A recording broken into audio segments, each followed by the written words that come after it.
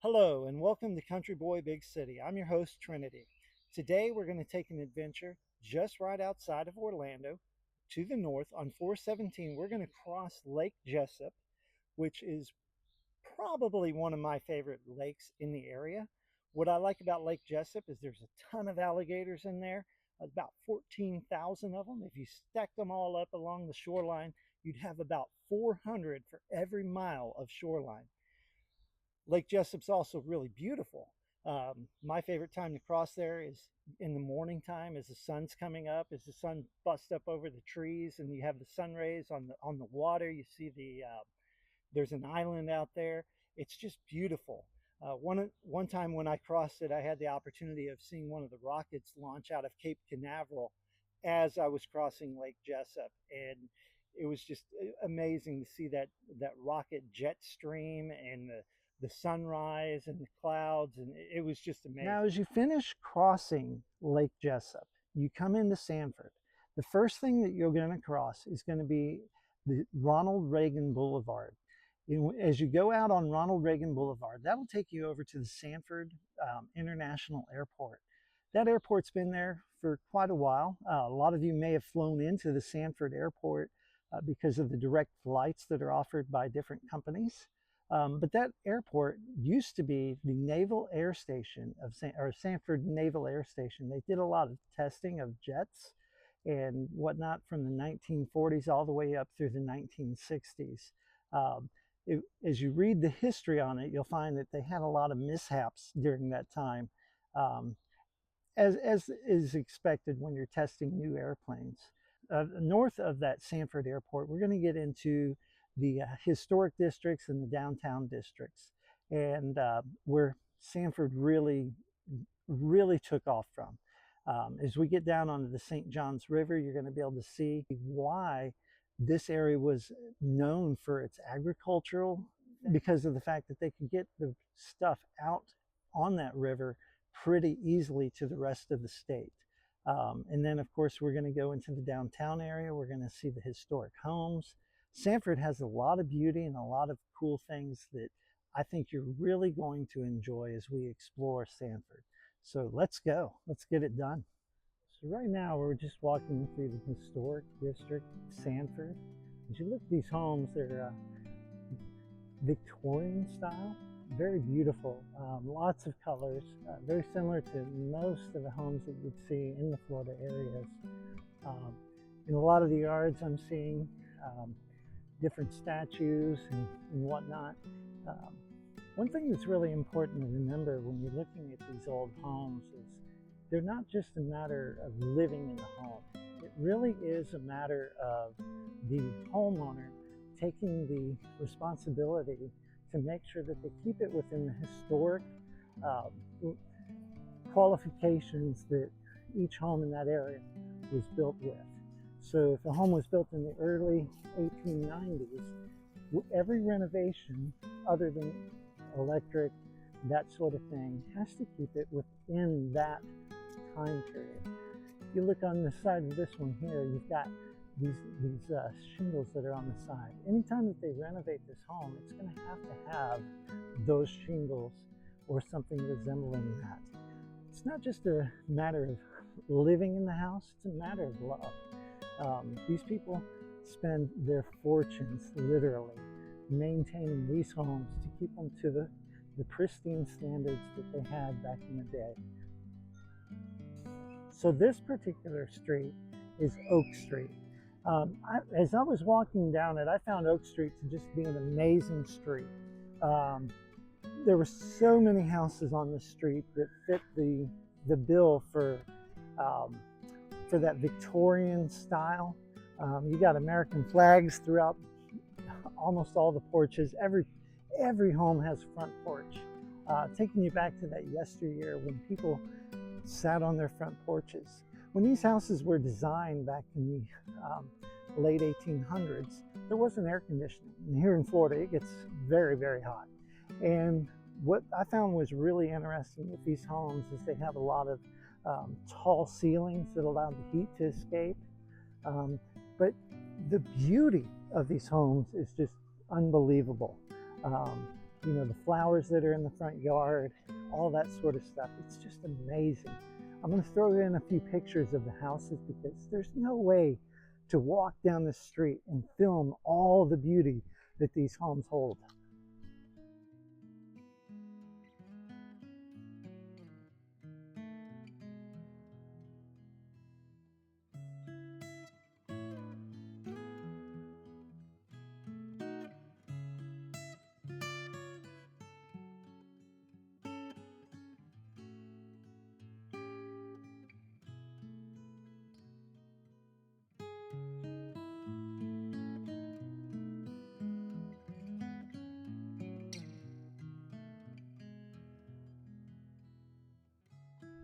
So I just spent a few moments speaking with a gentleman that owned one of the houses there on Oak Avenue. I couldn't get him to be on the video. I really wish he would have, but he was out there raking leaves in the yard, so I'm sure that he didn't want to, you know, look all sweaty on YouTube or anything. But he gave me a wealth of knowledge about the city of Sanford, just in the local area, some of the houses that are in the area. We talked about how the homes take an extraordinary amount of time and effort to keep, to make sure that they're in the pristine condition that they're in. He was, at the time, he was raking his leaves, but he's been painting the outside of the home. He's done a lot of renovations on the inside of the home, and he's learned a lot from it. It's been really a good experience for him. He's currently owned the home for about 8 years. The house was actually built in the 1880s, so you can imagine, you know, the problems that they would have. One of the funny things that I found when I was talking to another gentleman in the area is he was a homeless guy, and I was like, these houses are amazing. He's like, they're all loaded with termites. So being in Florida, I can imagine that is the case. Well, one of the things that this gentleman that I talked to pointed out to me was one of the darker points of the history of Sanford, Florida. In Sanford, just like any other town in the South, segregation was a huge thing. And so what he pointed out to me was a house that was at one time inhabited by Jackie Robinson during his historic spring training entry into the Major League Baseball. And I'm going to show you a picture of that house right now. We're going to swap over to it and let you see what we're talking about. So this right here is the house that Jackie Robinson actually stayed in while he was doing his spring training here in Florida.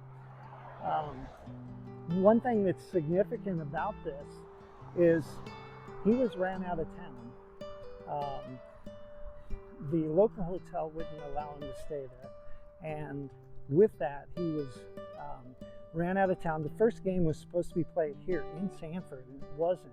It ended up being played somewhere else. I guess a little later in the spring training season, he came back to the house. He stayed there during that time and was able to play the rest of spring training without incident, or without a whole lot of incidents, we should say.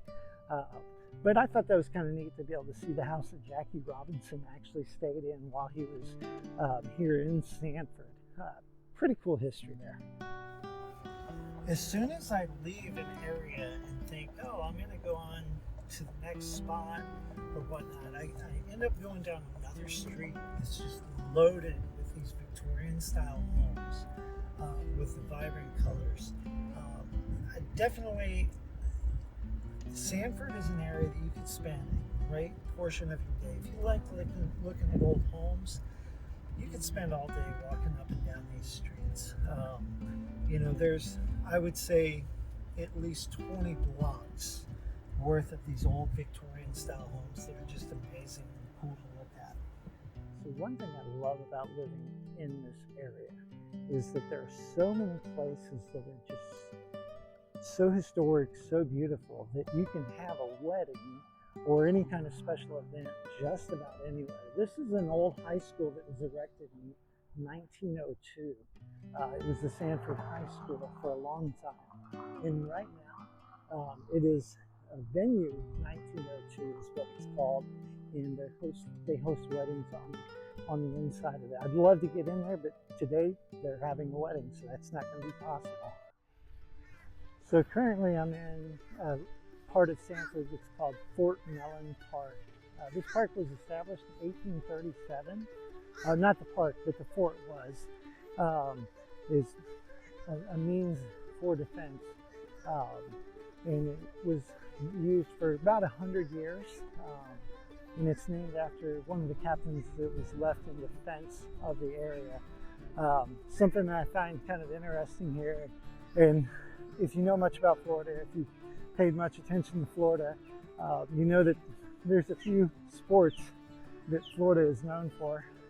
And if you look here, you see the shuffleboard courts, which I thought was kind of interesting. I've never seen anything like this before, but I've never played shuffleboard, don't know how to play it. I don't know anything about it, but I thought it was kind of neat to look at. So here you go.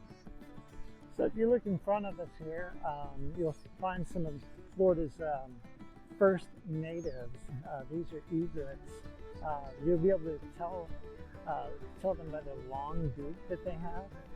They're just amazing looking birds. If you look in the distance, you'll see Lake Monroe. Lake Monroe is really important to the history of Sanford.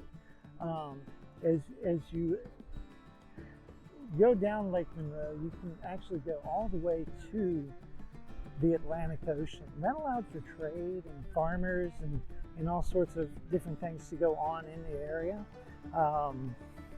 This is also the headwaters for the St. Johns River that runs up and down the coast of Florida on the east coast, in the northeast part of Florida. So this is pretty neat. This is a mural in honor of all the firefighters in the Sanford area. If we pan over here to the right, these are some firefighters that I presume gave their lives in the line of duty protecting the city of Sanford. Pretty amazing. So right now we're walking through the business district of Sanford. There's a lot of restaurants, little local shops, pretty neat stuff as you go through here. Up here on the left, in just about 100 yards, is one of my favorite restaurants called Hollerbox. It's a German place. It's pretty interesting to go in there. They do a lot of local engagement with community service groups and just different nonprofits in the area, where they do a bingo night where you your bingo cards and the money that all goes from that goes towards that organization. They've also got their own brewery, German grocery store, that sort of thing. So it's definitely a pretty neat little area. It's a neat restaurant. If you ever get the opportunity and you're in the mood for German food, this is definitely one of the places that you want to hit. I really enjoy it, and they got a lot of good stuff here to eat. So a lot of these old buildings, when you look at them, they're structured out of brick. Back in 1887, there was a bakery fire in the city of Sanford. That fire burnt the majority of the business district.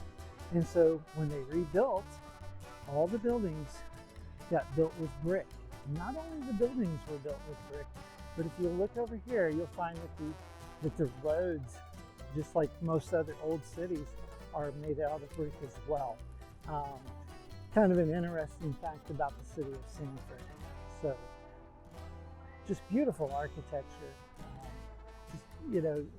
Just a beautiful city. So this is the Janine Taylor Folk Art exhibit. This is done by a local artist. It's here in Sanford, just on the main street. Most of these artists were not formally trained.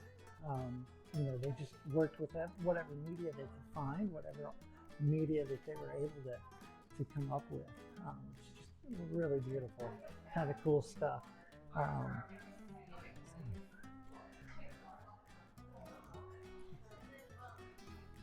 And if I'm not mistaken, each little room is manned by an artist. It's their own work.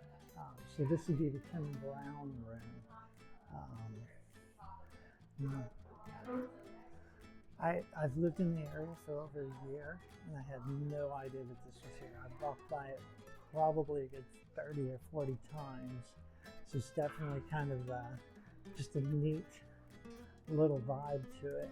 Um, I've never known that it was here. And one cool thing about it is this is this is a free place to go. You can go in, you can look. Everything's for sale as far as the art goes, and so it's just kind of neat to be able to see what's going on in here. You know, lots of different things. If you look here, there's a pot that's been made into a face. I mean, where do you find this stuff? Only in the local areas. These are those little hidden gems that Country Boy Big City is all about. It's just finding those things that you wouldn't find just anywhere, or that you wouldn't think are there. Just a cool, nifty place.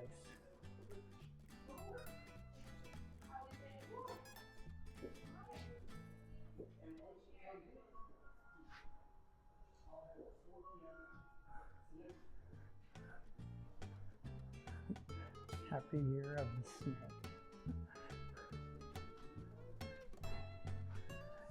And no matter where you're at, one of the things that's really important to realize and to do in the cities that you're in, or even just the local towns, is support those local artists. You know, buy their work. You know, some of it's not much more expensive than what you would pay for a nice painting at Walmart or Hobby Lobby or one of those places, and you're getting genuine work of art. You know, something that belongs to somebody in your community. Their creativity. So that's a really important thing.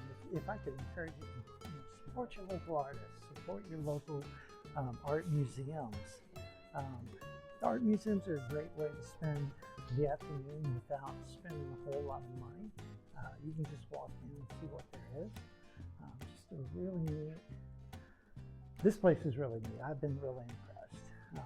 Folk art, I think, is one of my favorite styles of art, just because it's what the person feels like doing, and that to me is just amazing. Really just neat little town stuff that's here. As you walk down the streets, you get that feel of, you know, that you're in an old-timey town. But these stores, you know, they carry a lot of local, a lot of local flavors, local foods. You know, local breweries.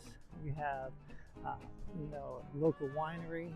All of that's here. This is this right in front of us is the old jailhouse. I think that was the old jailhouse, to be honest. It's now been converted into a restaurant. Right next to it, we have the fire station. You know, again, that's another restaurant that's local here in the area. So one of the nicknames for the city of Sanford is the Celery City.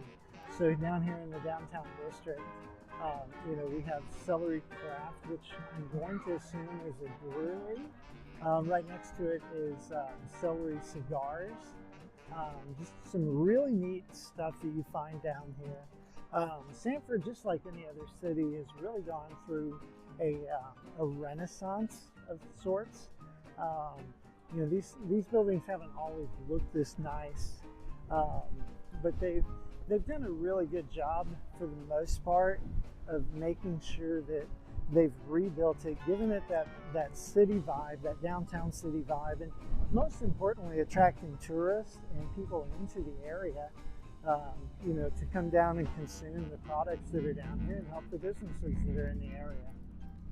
Thank you for joining me as I explore Sanford, Florida. Obviously, I didn't get to everything in Sanford. There's just no way to do that on a video, but that's also for you, the viewer, to get out, check it out, look at it, explore it, videotape it, vlog it, for whatever you want to do. It's an amazing city. There's more to Sanford than just the history that it's had over the years.